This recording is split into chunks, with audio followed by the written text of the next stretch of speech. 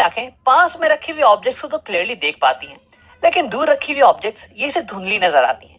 तो मेरे आई डिफेक्ट का नाम हो गया शॉर्ट साइटेड, मतलब कि पास में रखी हुई ऑब्जेक्ट्स को देखने की क्षमता। और मेरा एक दोस्त है अश्विन, इसे बिल्कुल ही उल्टा आई डिफेक्ट है। इसकी आंखें दूर रखे हुए ऑब्जेक्ट्स को तो क्लियरली देख सकती हैं, लेकिन पास में रखी हुई ऑब्जेक्ट्स ये इसे धुंधली नजर आती हैं। तो यानी कि इसके आई डिफेक्ट का नाम है फार साइटेड, मतलब कि दूर रखी हुई ऑब्जेक्ट्स को देखने की क्षमता।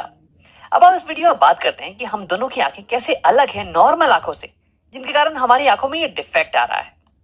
अब इसके पहले एक बार हम याद कर लेते हैं कि नॉर्मल आंखें अलग अलग दूरी पर रखे हुए ऑब्जेक्ट्स को देखती कैसी हैं।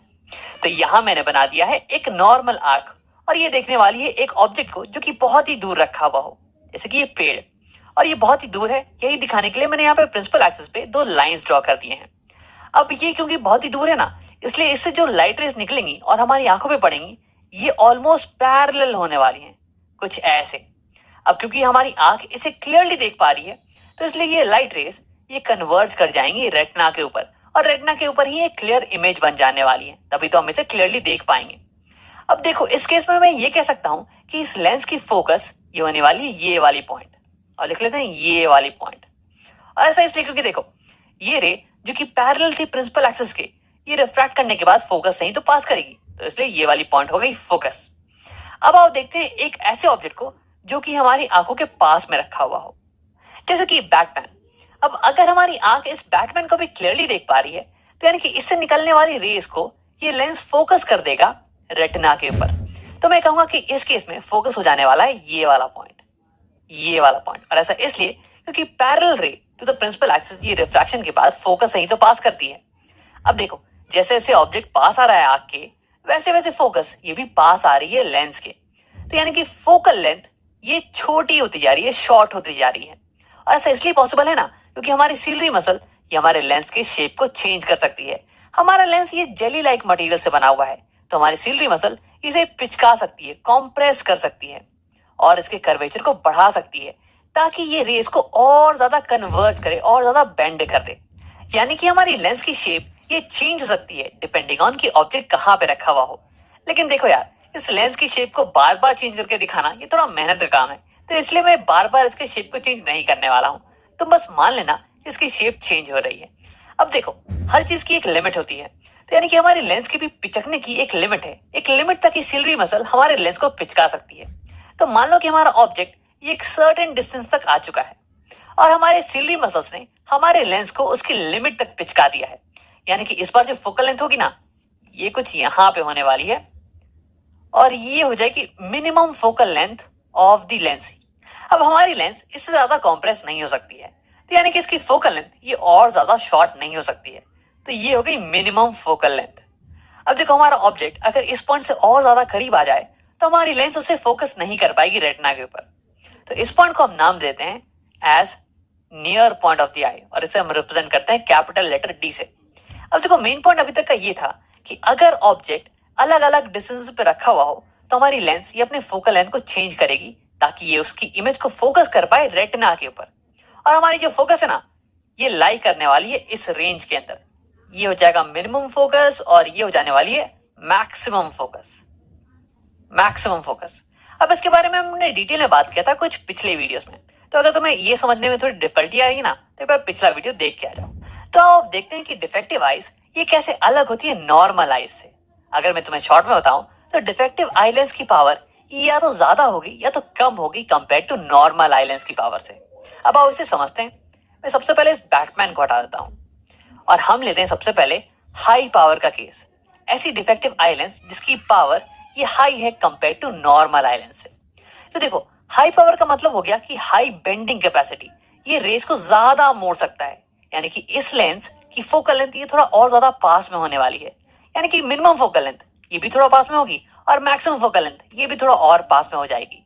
यानी कि ये जो रेंज है ना फोकस का, ये थोड़ा घसक जाने वाला है ऐसे।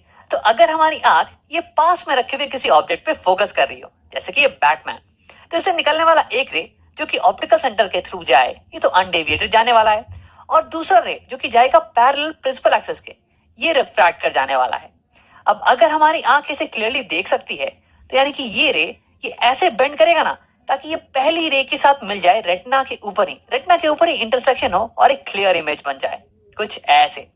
तो देखो इस केस में मैं कहूंगा कि इस लेंस की फोकस ये यहाँ लाई करती है, यहाँ पे, और ये वाली फोकस ये इस लेंस के फोकस के रेंज के बीच में लाई कर रही है, इसके अंदर ही लाई कर रही है। यानी कि हमारी ये आंख ये पास वाले ऑब्जेक्ट को तो देख सकती है क्लियरली, ये केस बिल्कुल ही पॉसिबल है।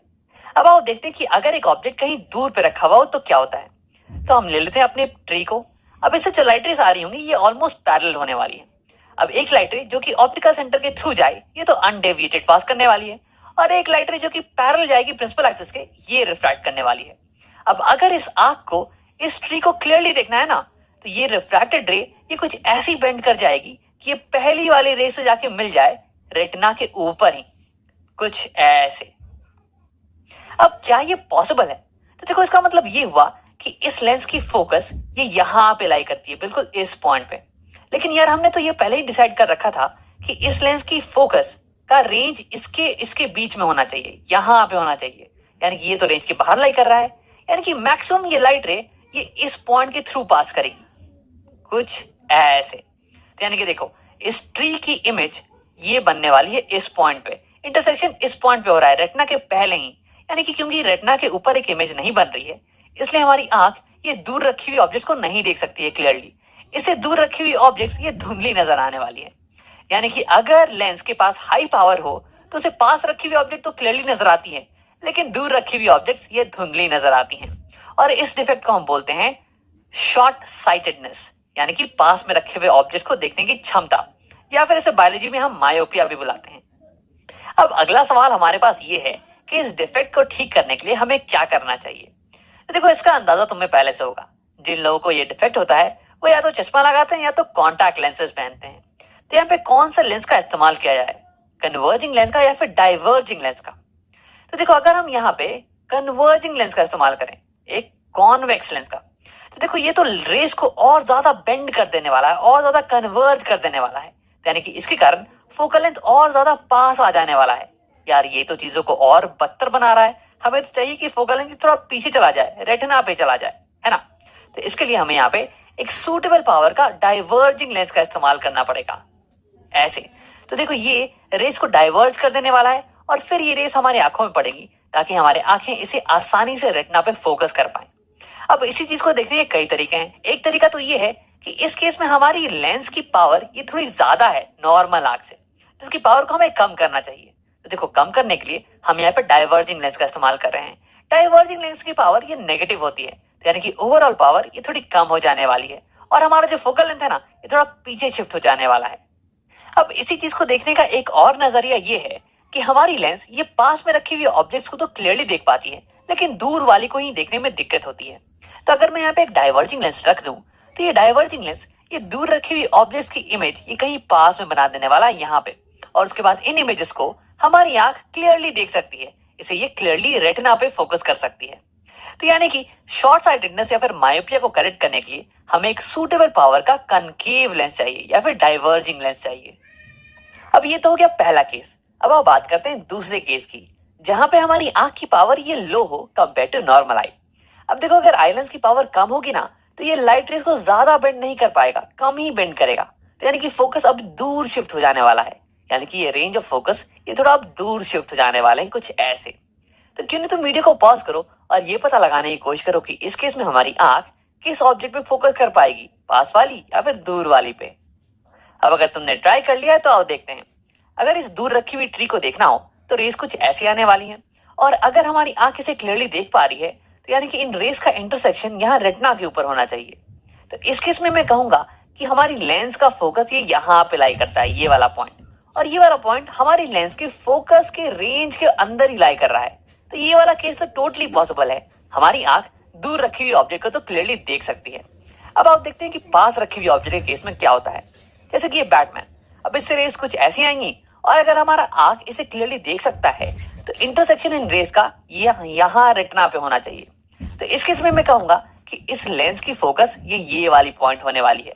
लेकिन यार ये वाला पॉइंट ये तो फोकस के रेंज के बाहर लाई कर रहा है, तो यानी कि ये पॉसिबल नहीं है, हमारी आंख पास रखी हुई ऑब्जेक्ट को तो नहीं देख सकती है। देखो इस केस में मैक्सिमम क्या होगा ना कि हमारी लेंस रे को यहां से बेंड करेगी, कुछ ऐसे। और यहाँ पे इंटरसेक्शन आई के पीछे होने वाला है, रेटिना के पीछे होने वाला है। तो यानी कि हमारी जो लो पावर की आंख है ना, ये पास रखे हुए ऑब्जेक्ट को तो नहीं देख सकती है, लेकिन हाँ दूर रखे हुए ऑब्जेक्ट को ये क्लियरली देख सकती है। तो इस डिफेक्ट का नाम हो गया फार साइडेडनेस, या फिर दूर की चीज को देखने की क्षमता, और इसे हम बायोलॉजी में बुलाते हैं हाइपरमेट्रोपिया। अब आप देखते हैं कि इस डिफेक्ट को ठीक कैसे किया जाए। तो यहाँ पे हमारे लेंस के पास है लो पावर, यानी कि ये कन्वर्ज ठीक से नहीं कर पा रहा है, इसे और कन्वर्ज करने की जरूरत है ताकि इमेज रेटिना वही बने। तो इसकी कन्वर्जिंग पावर को बढ़ाने के लिए हम यहाँ पे एक और कन्वर्जिंग लेंस को लगा देने वाले हैं, ऐसे। तो देखो ये इसे और कन्वर्ज करने में मदद करेगा ताकि इमेज वापस से रेटिना पे ही बने।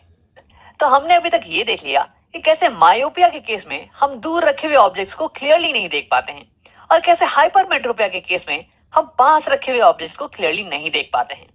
अब आप बात करते हैं कि ये दोनों डिफेक्ट्स ये होते कैसे हैं। तो देखो मायोपिया के केस में रेस कुछ ज्यादा ही बेंड कर रही हैं और इंटरसेक्शन रेटिना के पहले ही हो जा रहा है, या फिर मैं ये कहूं कि फोकस का रेंज ये थोड़ा लेंस के पास शिफ्ट हो चुका है, रेटिना से दूर। अब इसके दो कारण हो सकते हैं। पहला कारण तो ये कि हमारी लेंस ये कुछ ज्यादा ही कर्व्ड हो चुकी है, इसकी कर्वेचर बढ़ चुकी है, जिसके कारण ये रेस को कुछ ज्यादा ही बेंड कर रही है और इंटरसेक्शन रेटिना के पहले हो रहा है। या फिर दूसरा कारण ये कि हमारी लेंस तो नॉर्मल है और हमारा जो फोकस का रेंज है ना, ये भी बिल्कुल नॉर्मल जगह पे है, जैसे कि नॉर्मल आई का होता है, लेकिन हमारी आई बॉल ये कुछ ज्यादा ही बड़ी हो चुकी है, जिसके कारण हमारा रेटिना ये नॉर्मल पोजीशन से पीछे जा चुका है और इसलिए अब इंटरसेक्शन ये पहले हो रहा है रेटिना के। अब आप बात करते हैं हाइपरमेट्रोपिया की। इस केस में रेस बहुत ही कम बेंड कर रहे हैं और इंटरसेक्शन ये रेटिना के पीछे हो रहा है, या फिर मैं ये कहूं कि फोकस का रेंज ये जो है ना, ये लेंस से थोड़ा दूर शिफ्ट हो चुका है। अब देखो इसके भी दो कारण हैं। कारण नंबर एक ये है कि हमारा लेंस यहाँ पे बहुत ही पतला हो चुका है, इसकी कर्वेचर बहुत ही कम हो चुकी है, जिसके कारण ये रेस बहुत ही कम बेंड कर रही है और इंटरसेक्शन पीछे हो रहा है। कारण नंबर दो ये है कि हो सकता है कि हमारी लेंस ये तो नॉर्मल है, फोकस का रेंज ये भी बिल्कुल ही नॉर्मल पोजीशन पे है जहाँ पे कि नॉर्मल आई का होना चाहिए, लेकिन अब हमारा आई बॉल ये थोड़ा छोटा हो चुका है और इसलिए हमारी रेटिना ये थोड़ी पास आ चुकी है और इसलिए इंटरसेक्शन ये पीछे हो रहा है।